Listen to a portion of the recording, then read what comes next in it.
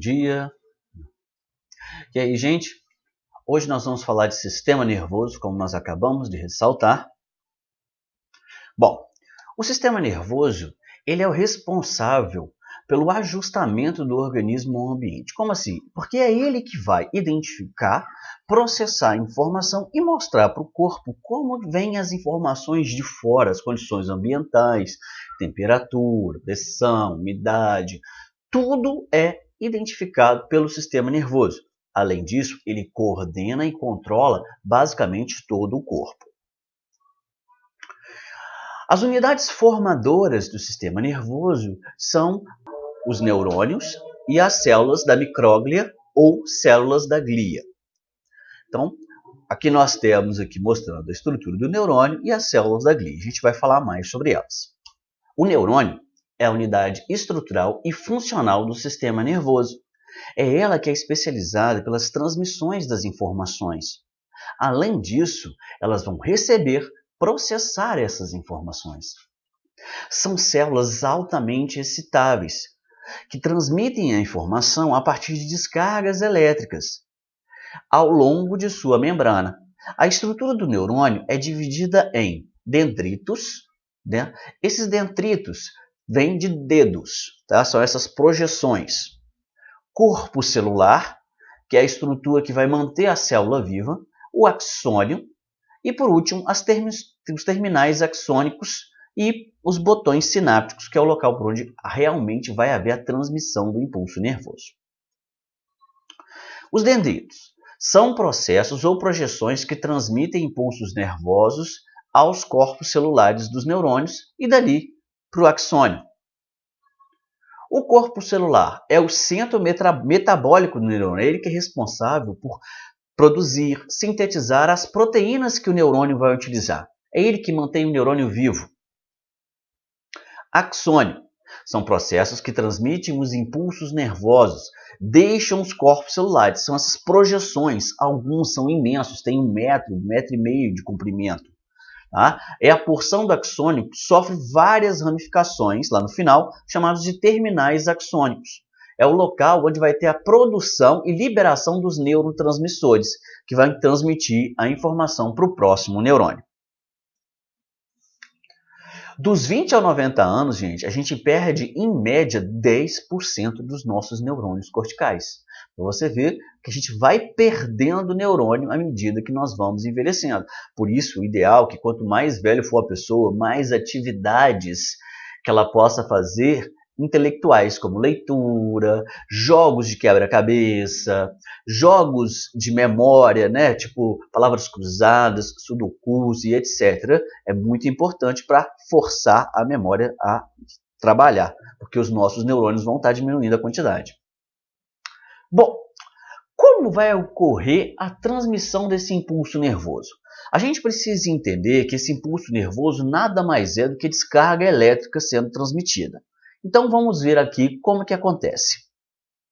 Como nós já falamos, o sinal ele vai vir do dendrito, passa pelo corpo celular e chega no axônio. No dendrito, ele é captado a partir de substâncias químicas que o dendrito recebe, que são chamados neurotransmissores, e nesse momento que o dendrito recebe esses neurotransmissores, há uma descarga elétrica na membrana do neurônio.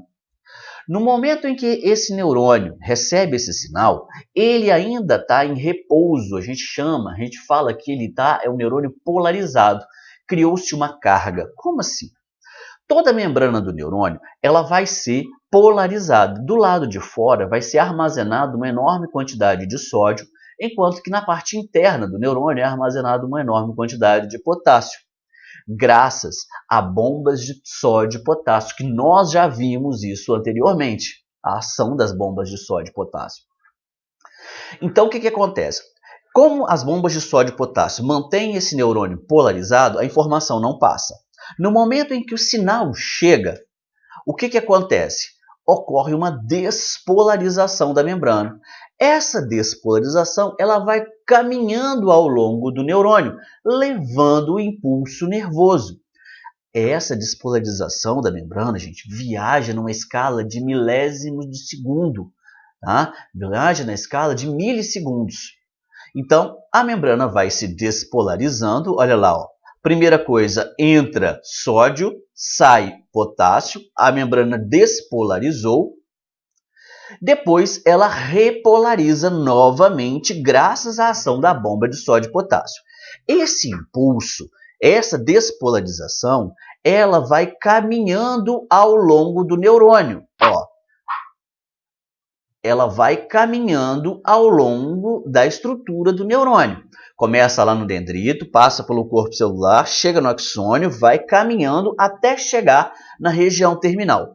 Quando essa descarga elétrica chegar na região terminal, a descarga elétrica vai estimular a liberação dos neurotransmissores. Esses neurotransmissores, dopamina, serotonina, vão ser jogados entre um espaço e outro do neurônio, chamado de região sináptica.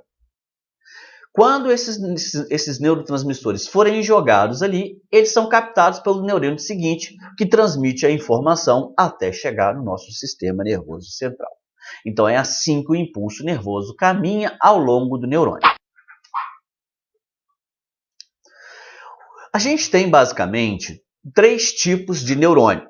O neurônio chamado de neurônio sensitivo, que é aquele que capta os sinais. A gente vai, numa próxima aula, a gente vai falar só desses neurônios sensitivos. O interneurônio ou neurônio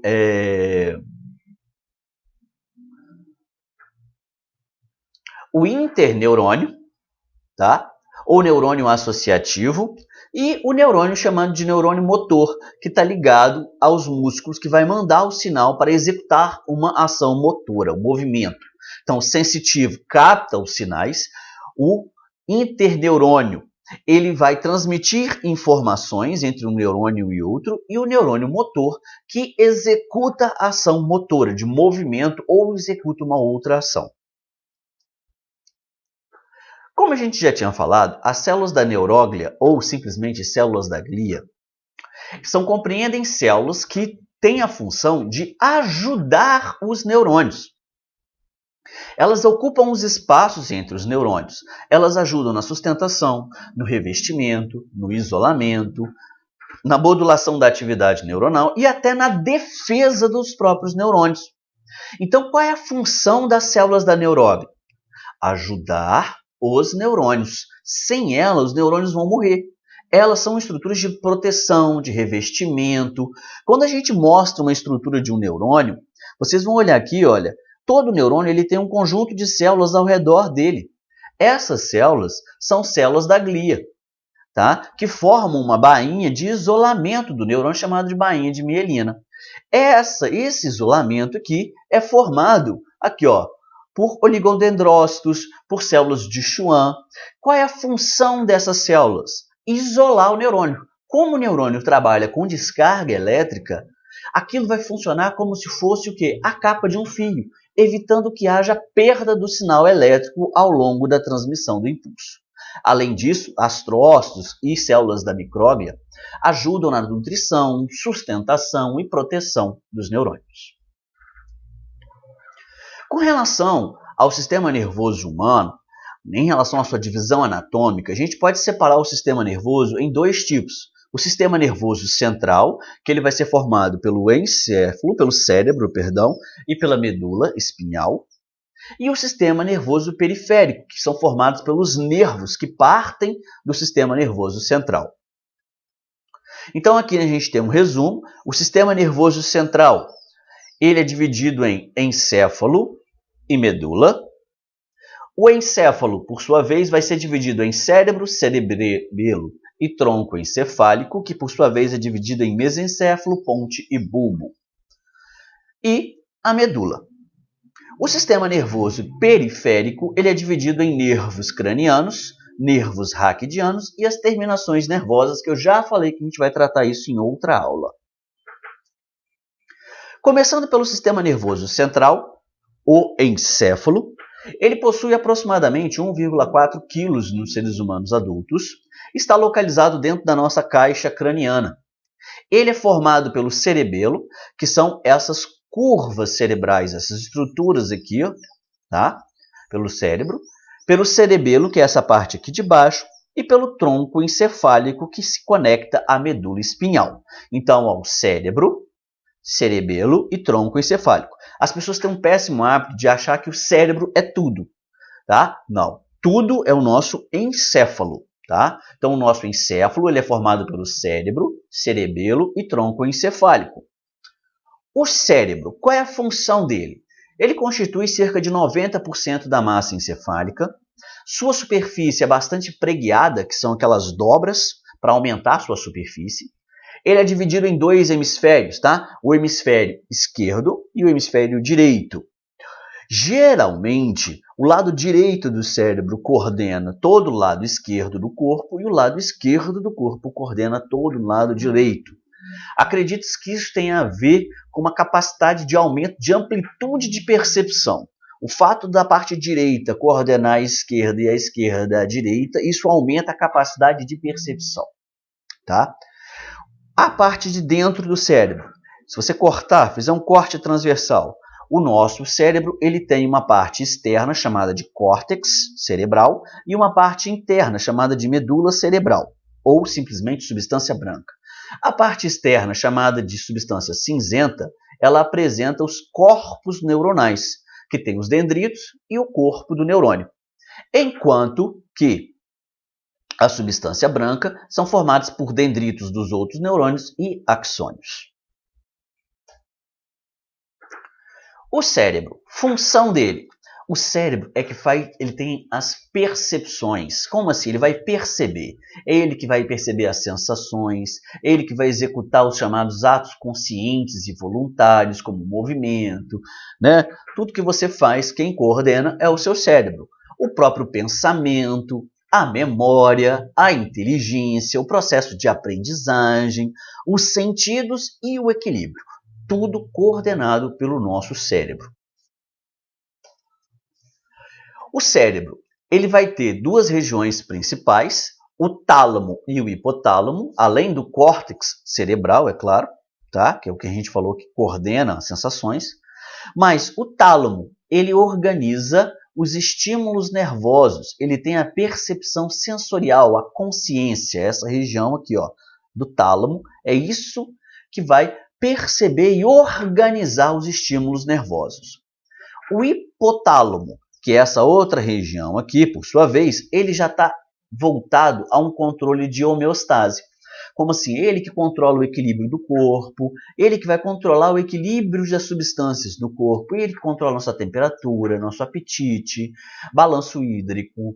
Ele controla ainda duas glândulas, tá? Que é a hipófise e outras glândulas são controladas. Não, ele controla ainda a hipófise e outras glândulas, controlando o metabolismo, controlando todo o processo homeostásico do nosso corpo. Então, o hipotálamo ele é extremamente importante, porque ele controla um outro sistema, o sistema endócrino. Tá? Cerebelo. Responsável pelo equilíbrio do corpo, pelo tônus muscular, vigor muscular, orientação espacial e coordenação dos movimentos. Quando você assiste um filme e vê uma pessoa dando aquela pancada na nuca da pessoa, o local que está sendo afetado é o cerebelo. Por isso a pessoa perde o controle dos movimentos, perde o equilíbrio e muitas vezes desmaia. Porque ela perde, inclusive, a orientação espacial. Ela acorda, está tonta. Por quê? Pelo pancada que levou no cerebelo. Tá? O cerebelo ainda é afetado pelo álcool. Quando a pessoa bebe demais, isso afeta o cerebelo, que vai fazer com que a pessoa perca o equilíbrio. Tá? Parece que está tudo rodando. Por quê? A percepção espacial está sendo afetada, porque o cerebelo está sendo afetado pelo excesso de álcool. Tronco encefálico.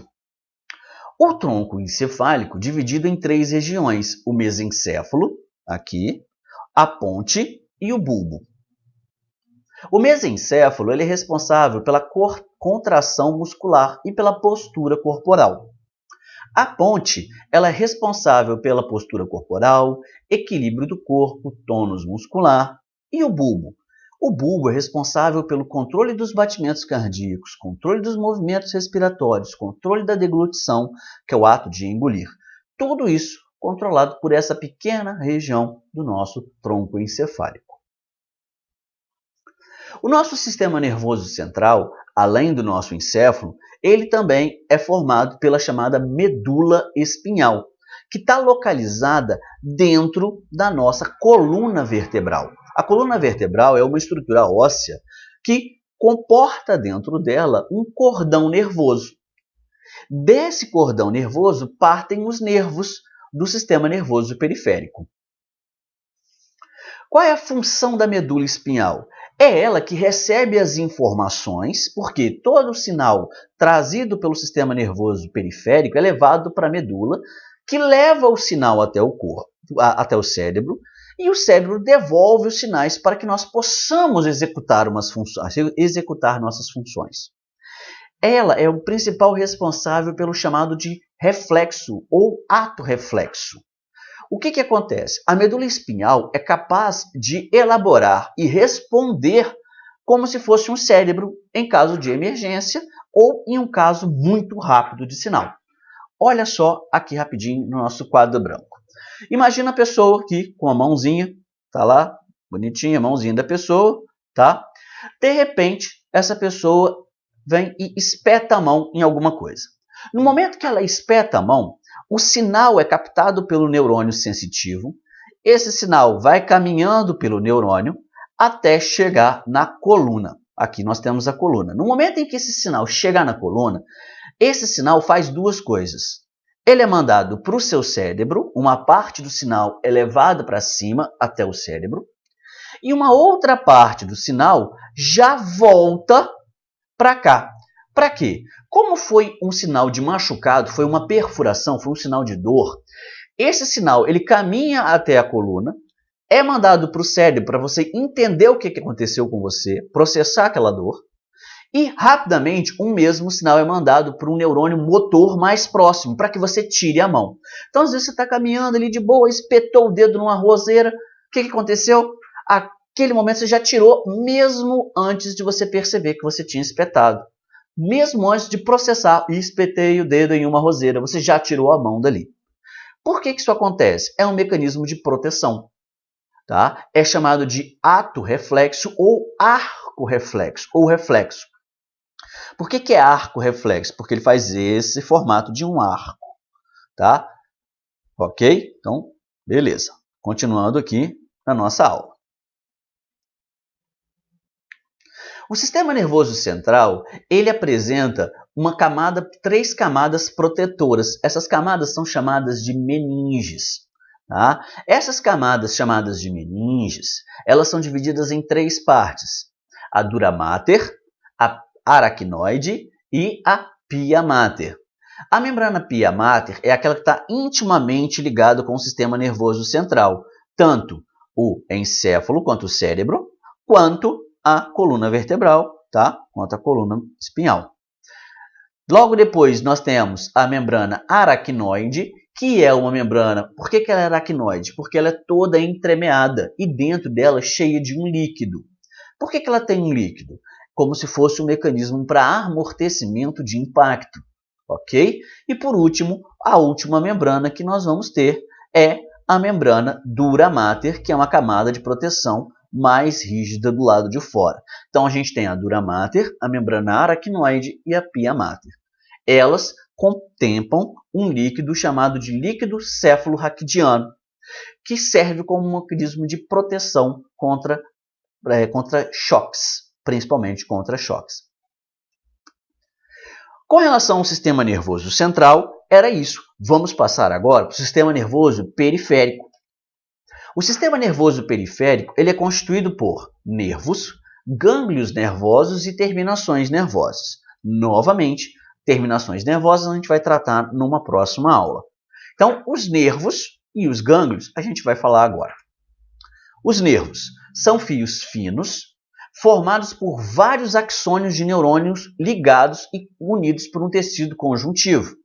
Eles transmitem as mensagens das partes do corpo. Você pega aqui, você passa a mão, você sente que a mesa está lisa. Todo esse sinal é levado a partir de um nervo até a coluna vertebral, que manda o sinal até o seu cérebro para processar aquela informação. Os nervos são classificados em dois tipos. Quanto à posição anatômica, eles são classificados como cranianos, os nervos que partem do crânio. A gente tem 12 pares de nervos cranianos. E os nervos raquidianos ou espinhais, que são 31 pares que partem da coluna vertebral. Os 12 pares de nervos cranianos controlam todo o mecanismo da sua face, do seu ouvido, rosto, toda a região da cabeça é controlada pelos nervos cranianos, enquanto que todo o seu resto do corpo é controlado pelos nervos raquidianos ou espinhais. Quanto ao tipo, a gente tem quanto ao tipo de nervo, a gente tem os neurônios ou nervos sensitivos, motores e mistos. A gente vai falar sobre isso. Aqui, mostrando os nervos cranianos, controlam o olfato, a visão, a expressão, a fala, a mordida da mandíbula, além de controlar ainda alguns órgãos. Tá? Então, os nervos cranianos eles vão ter uma série de funções, tá? Está especificada nesse quadro aqui. Não vou entrar em detalhes. Os nervos raquidianos partem da coluna da raque. Tá? Eles vão controlar os músculos esqueléticos, músculos lisos e algumas glândulas. Com relação aos gânglios nervosos, o que é um gânglio nervoso? A gente falou de nervo, gânglio, o sistema nervoso periférico é formado por nervos, gânglios e neurônios sensitivos. Os neurônios sensitivos a gente vai falar depois. Mas o que são os gânglios nervosos? O gânglio nervoso é um aglomerado de neurônios, tá? Celulares, são aglomerados de neurônios encontrados fora do corpo, como se fossem microcérebros ao longo da estrutura do sistema nervoso periférico. Mas ele ia falar, espera que eu vou explicar. Esse sistema nervoso periférico ele é dividido em dois tipos principais. O sistema nervoso periférico voluntário e o sistema nervoso autônomo. O que é o sistema nervoso voluntário? É o sistema nervoso que controla as ações conscientes, falar, andar, pensar, abraçar, correr. E o autônomo, ele vai controlar todo o mecanismo inconsciente, autônomo, que você não tem controle. Respirar, digestão, batimento cardíaco, movimento das vísceras. E ele é dividido ainda em dois tipos, simpático e parasimpático. Professor, cadê o gânglio? Vamos falar sobre ele. O sistema nervoso somático ou voluntário, ele é formado por nervos que conduzem o impulso nervoso e executam a função. Pronto, acabou. Falar, manda um sinal do sistema nervoso, o sistema nervoso voluntário executa a função, correr, abraçar, falar, algo que você está controlando. E o sistema autônomo ou vegetativo? Nesse caso, aí nós temos a presença do gânglio. O que vai acontecer? Você tem um sinal vindo do sistema nervoso central que faz o controle, é claro, mas o gânglio controla parcialmente ou de forma involuntária aquele órgão. Então, o que acontece? Para que serve o gânglio? O gânglio serve como mecanismo de assessoramento, ajudando no controle do sistema nervoso vegetativo, aquele sistema nervoso involuntário, aquele que você não coordena, deixando o cérebro liberado para executar as funções, de memória, né? as funções motoras, executar as funções de raciocínio e tudo mais. Então, qual é a função desse gânglio? O gânglio ele vai ter a função de auxiliar no sistema nervoso, como se fosse um segundo cérebro, um controle involuntário. Então, você tem um sinal vindo do gânglio, do sistema nervoso central, chamado de neurônio pré-ganglionar. Você tem o gânglio e depois você tem o neurônio pós-ganglionar, que leva até o órgão que vai executar a função. Então, o gânglio ele vai ter a função de quê? De auxiliar no controle. Então, o sistema nervoso autônomo, tá? Ele vai ser dividido em dois tipos, simpático e parasimpático. Nossa, professor, quanta coisa! Sim, mas imagina, se o sistema nervoso é autônomo, ele precisa de um sinal para executar uma função e ele precisa de um outro sinal para parar a função ou para fazer uma função contrária. Por isso, o sistema é chamado de simpático e parasimpático. Enquanto o simpático prepara o organismo para o estresse, para uma atividade mais abrupta. O sistema parasimpático estimula para atividades relaxantes. Ou seja, esses dois sistemas trabalham de forma antagônica dentro do seu organismo. Vou pegar esse exemplo aqui. Olha só essa tabelinha. Enquanto que o parasimpático contrai a pupila, o simpático dilata a pupila. Enquanto o parasimpático estimula a salivação, o simpático inibe a salivação. Enquanto o parasimpático reduz os batimentos cardíacos, tá? O parasimpático acelera os batimentos cardíacos. Então, um vai executando uma função contrária à outra. Igual, por exemplo, pegando lá, o parasimpático promove a ereção. O simpático, ele promove a ejaculação e, com isso, a diminuição, o relaxamento do processo de ereção. Então, eu quero que vocês entendam que o sistema nervoso autônomo, ele vai precisar de dois tipos de sinais, um sinal ativo e um sinal passivo. Um sinal para executar, um sinal para relaxar. Então, sempre vai trabalhar com o sinal simpático e parasimpático. Nossa, professor, vou precisar decorar cada uma dessas funções? Não. O que você precisa saber? O que você precisa saber? Você precisa saber que o sistema nervoso autônomo ele é dividido em dois tipos de ações. O sistema nervoso simpático e o parasimpático, que tem ações antagônicas. E isso vocês têm que saber. Beleza?